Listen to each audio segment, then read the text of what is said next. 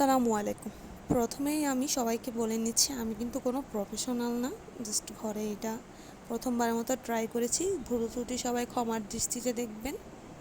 এখানে প্রথমেই আমি 4টি ডিমের সাদা অংশতে হাফ কাপ চিনি 3বার করে মিশিয়ে ভালো মতো ফোম করে নিয়েছি। এখন 4টি ডিমের কুসুম যেটা আমি আলাদা করে রেখেছিলাম ওইটা দিয়েছি, আর চকলেট ইমার্শন দিয়েছি 1 চা চামচ।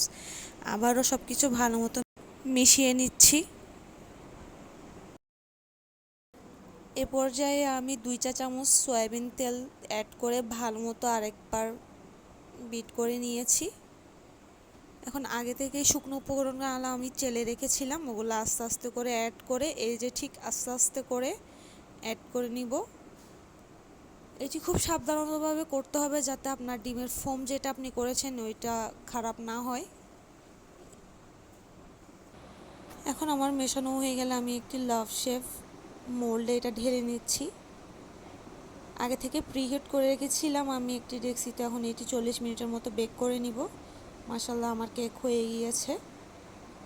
এভাবে আপনারা ট্রাই করে দেখবেন। যদি কাঠিটি পরিষ্কার আসে মনে করবেন আপনার কেক একদম রেডি। এখন আমি এটি খুব আস্তে এবং সাবধানতাভাবে ছুটিয়ে নিব। এই যে খুব সহজভাবে এটি ডিমোল্ড হয়ে গিয়েছে। এখন পেপারটা সরিয়ে নিচ্ছি। আলহামদুলিল্লাহ আমার কেক দেখতেই পাচ্ছেন অনেক সফট হয়েছে মাশাআল্লাহ। এখন আমি এটিকে 3টি স্লাইসে স্লাইস করে নিচ্ছি। এই কাজটি খুব সাবধানতাভাবে করতে হবে যাতে কেকটি ভেঙে না। এখন আমি কেকের ক্রিম তৈরি করে নিচ্ছি। এক বাটি হুইপ ক্রিমে আমি হাফ চা চামচ চকলেট ইমার্শন দিয়েছি, একটু সামান্য চকলেট সিরাপ অ্যাড করে ভালো মতো বিট করে নিচ্ছি। এখন পাইপিং ব্যাগে এটি আমি ট্রান্সফার করে নিচ্ছি। এই যে তৈরি কেকটি আমি বিছিয়ে এখানে সুগার সিরাপ দিয়ে নিচ্ছি পরিমাণ মতো। এটি যার যার আন্দাজ মতো দিবেন আপনি। এখন আমি কেকটিকে চারপাশে ক্রিম লাগিয়ে সেট করে নিচ্ছি। আপনারা এটা দেখলেই বুঝতে পারবেন। যদিও আমি প্রফেশনাল না, তাও প্রথমবারের মতো ট্রাই করেছি। আলহামদুলিল্লাহ সবাই খেয়ে বলেছে অনেক ভালো হয়েছে।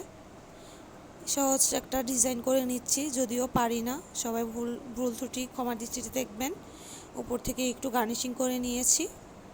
যে যেখান থেকে আমার পেজটিকে দেখছেন সবাই আমাকে সাপোর্ট করবেন। আসসালামু আলাইকুম।